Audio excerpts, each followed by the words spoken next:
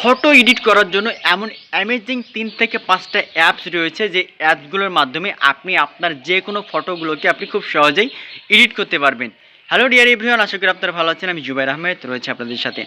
আমাদের ফোনে যে ফটোগুলো থাকে এই ফটোগুলো অনেক সময় এডিট করার প্রয়োজন হয়, বাট আমাদের কাছে ওরকম কোনো অ্যামেজিং অ্যাপস না থাকার কারণে বা ওয়ে না জানার কারণে আমরা কিন্তু এই ফটোগুলোকে প্রপারলিভাবে এডিট করতে পারি না। বাট আজকে আমি এমন ৩ থেকে ৫টা অ্যামেজিং অ্যাপসের সাথে আপনাদের পরিচয় করিয়ে দেবো যে অ্যাপসগুলোর মাধ্যমে আপনি খুব সহজেই কিন্তু আপনাদের যে কোনো ফটোগুলোকে আপনি এডিট করতে পারবেন খুব সহজেই। সো এই অ্যামেজিং অ্যাপসগুলো কীভাবে আপনি ফটো এডিট করবেন এই অ্যাপসগুলোর মাধ্যমে, কোন এই অ্যাপসগুলো, এই সকল বিষয়ে জানতে হলে ভিডিওটা স্কিপ না করে শুরু থেকে শেষ পর্যন্ত ভিডিওটা দেখে থাকুন।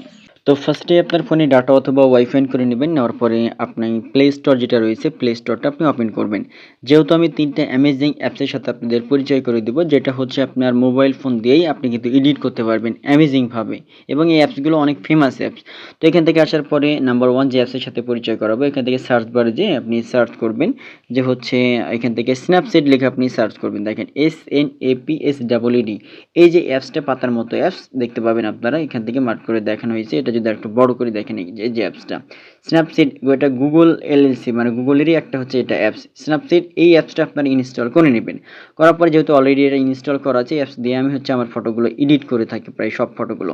তো এখান থেকে ইনস্টল করার পরে আপনারা ওপেন করতে পারেন, অথবা আপনি এটা ইনস্টল হয়ে যাওয়ার পরে আপনাদের ফোন থেকে ওপেন করতে পারেন, বা যে কোনো ফটোর উপর যদি আপনি চাপ দিয়ে ধরে থাকেন তাহলে সিলেক্ট হয়ে যাবে। এখান থেকে আপনি এখান থেকে আসতে পারবেন। যেমনভাবে দেখেন আমি যেভাবে যাই, ফটো আপনি এখান থেকে একটা ফটো আপনি সিলেক্ট করে ওপেন করবেন।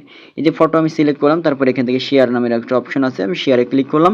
শেয়ারে ক্লিক করলে কিন্তু এখান থেকে আমার ফটোটা হচ্ছে আমি স্ন্যাপচ্যাট অ্যাপে কিন্তু আমি কনভার্ট করতে পারবো। স্ন্যাপচ্যাটে যে এখান থেকে ক্লিক করলাম, স্ন্যাপচ্যাট অ্যাপে কিন্তু এখানে চলে গেলাম।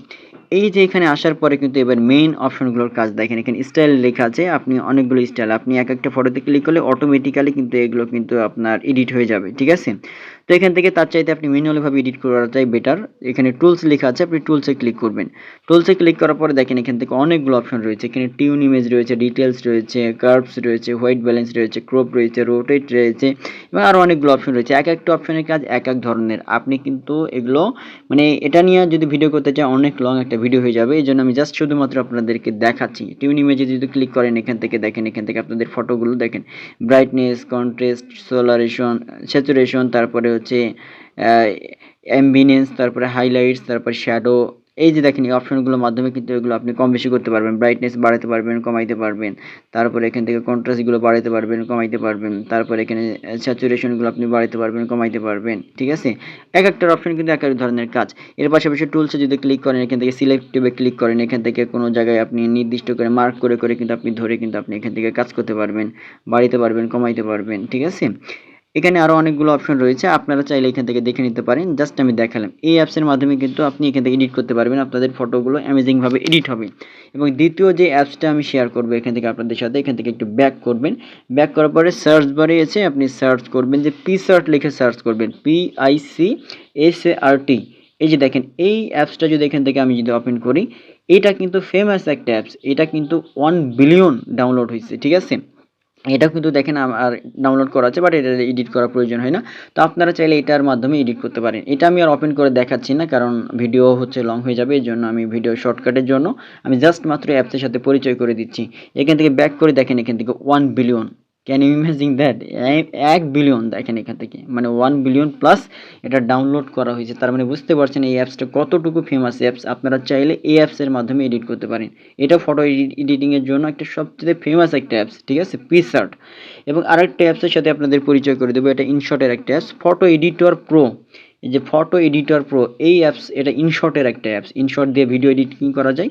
এটা হচ্ছে ফটো এডিটর প্রো। তাদের আরেকটা ফিচার লঞ্চ করছে, এটা হচ্ছে আপনার এটা দিয়ে ফটো এডিট করতে পারবেন আপনি অ্যামেজিংভাবে। এটাও অ্যামেজিং একটা অ্যাপস। এখান থেকে হচ্ছে আপনার 100 মিলিয়ন এটা ডাউনলোড করা হয়েছে।